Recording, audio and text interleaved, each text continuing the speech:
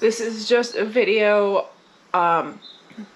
sort of to explain what I've been up to and why there hasn't been any new content in about a week and a half.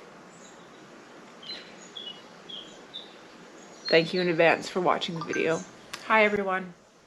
I was hoping that my first cat content would be something happier, but it's not.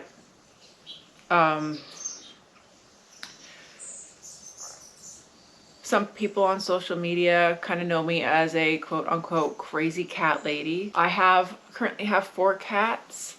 At the most I've ever had is 5. But I think I'm probably a crazy cat lady because they are pretty much my everything. So I have 4 cats. The youngest 2 are Corey and Siri. They are a sibling pair. The 3rd cat is Baxter. And the 4th cat is Whiskey. Today's video, we'll be talking about Whiskey. If you see me glancing down that way, he's just laying on the floor in recovery right now, and I just am constantly checking on him.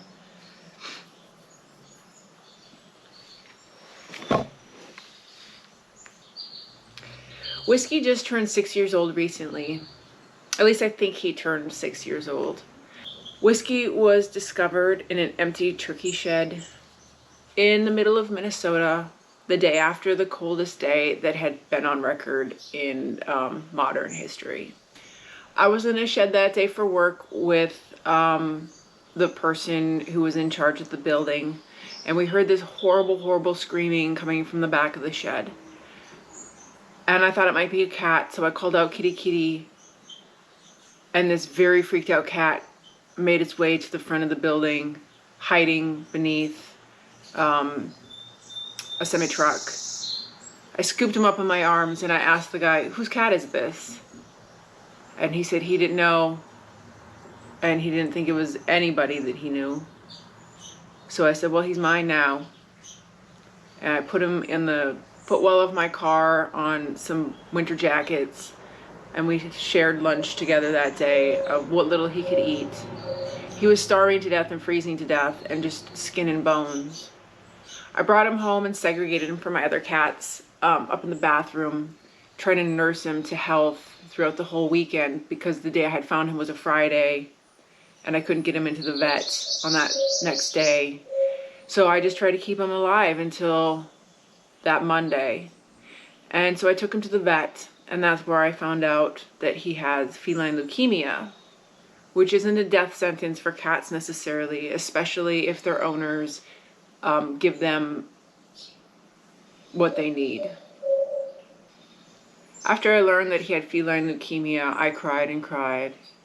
I cried and cried because I knew if I gave him up so somebody else could adopt him, he probably wouldn't get adopted because cats with feline leukemia are special needs cats.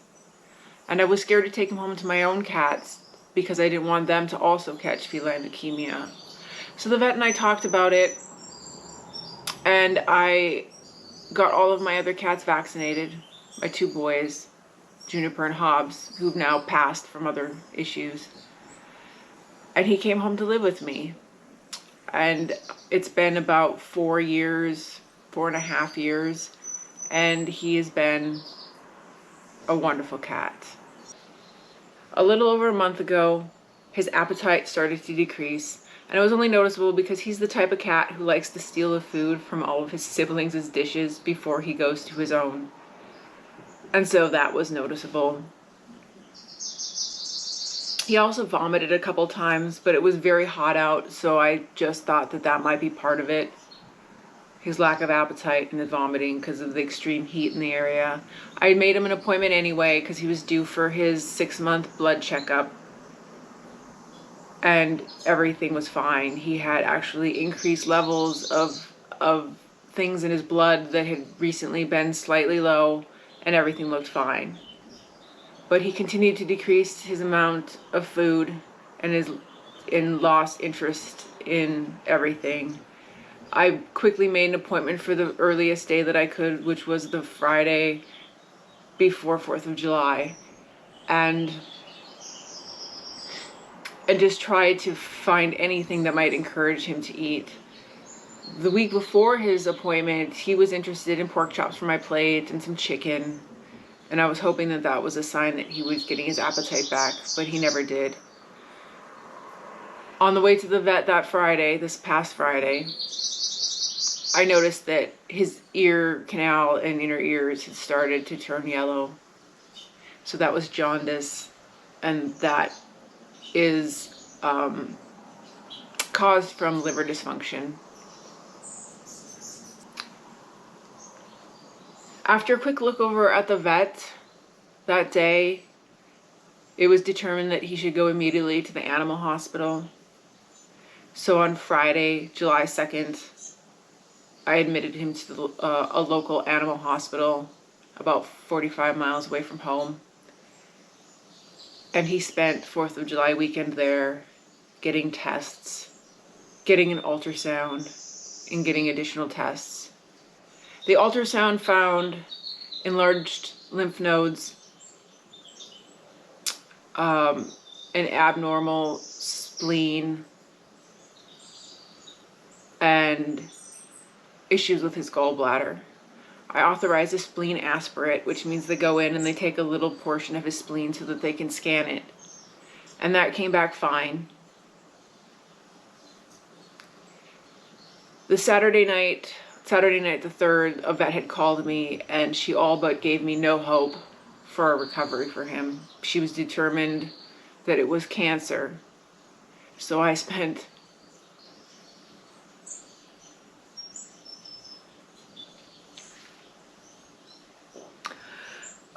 Saturday night trying to decide what I would do when I brought him home. What would happen if he has cancer? For some reason, the camera turned itself off in the last video, and I'm not sure why. It happened to have picked a pretty good time to do it, weirdly. So I'll pick up from there. So last Saturday night, I was trying to figure out what to do if he had cancer, if I would pick chemo and that route. And the vet on the phone had said that that is really difficult for cats, going through the chemotherapy process. In addition, I'd have to go several hours, maybe twice a week, for him to get the treatment, and it just wasn't a feasible thing. So that was a pretty tough night. The next morning, a different vet called me to talk about what he had seen in the tests, and he said towards the end of the conversation, but maybe it's just a bad infection. And with that little bit, I had a little hope. I decided to go get him and bring him home. I didn't want them to do any more tests. He said they had found a small growing lobe on a node on Whiskey's liver, and asked if I had wanted to get that, have the same treatment to that as the spleen, and I decided no, because it is a deeper, more invasive test, and I didn't want to risk anything. So I picked him up and brought him home on Sunday night, July 4th. He spent the first 2 days in the basement because it was 90 degrees in my house, and it was cooler in the basement. But as soon as the heat broke, I took and made sure that he couldn't stay down there, because I don't like the air quality in the basement. He's perked up a little bit on Monday and Tuesday and Wednesday. He was going to the bathroom on his own. He was doing poos in the litter box. Not good ones, mind you. He's on a liquid diet. I do have to feed him 4 times a day through a tube that is in his throat, in his larynx or somewhere in there.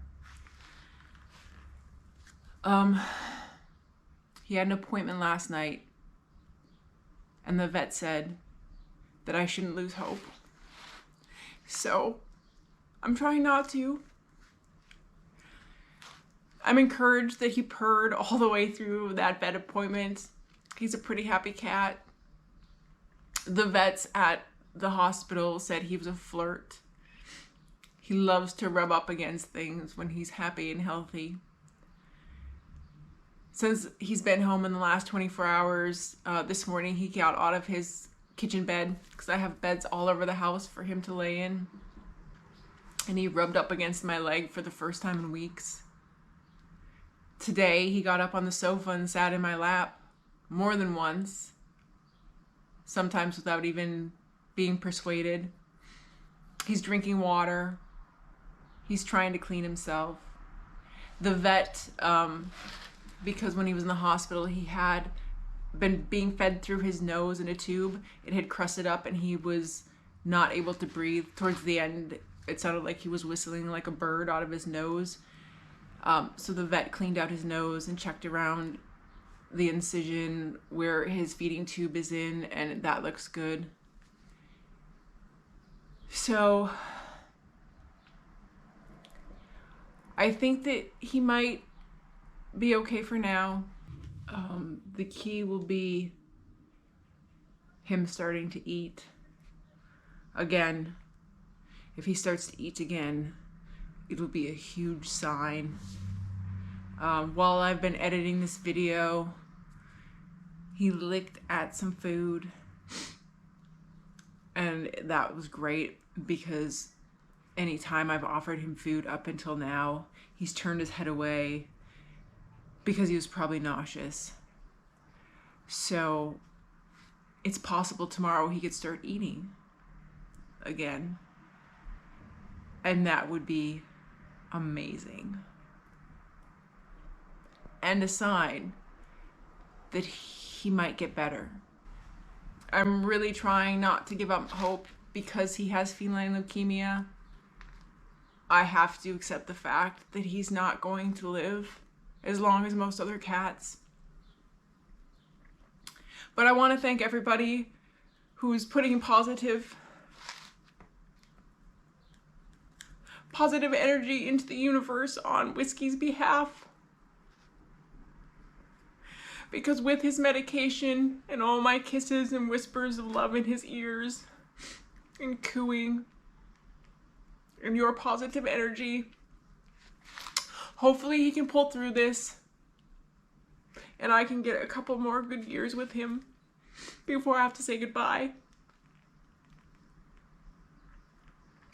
I want to thank you so much for watching this video. I hope you've learned some things from it, things to watch out in your cat's behavior.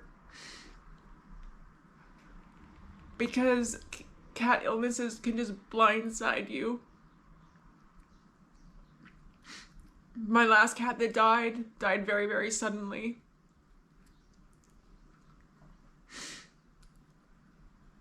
Because I wasn't there to notice the signs. Thank you for watching this video. Have a good day.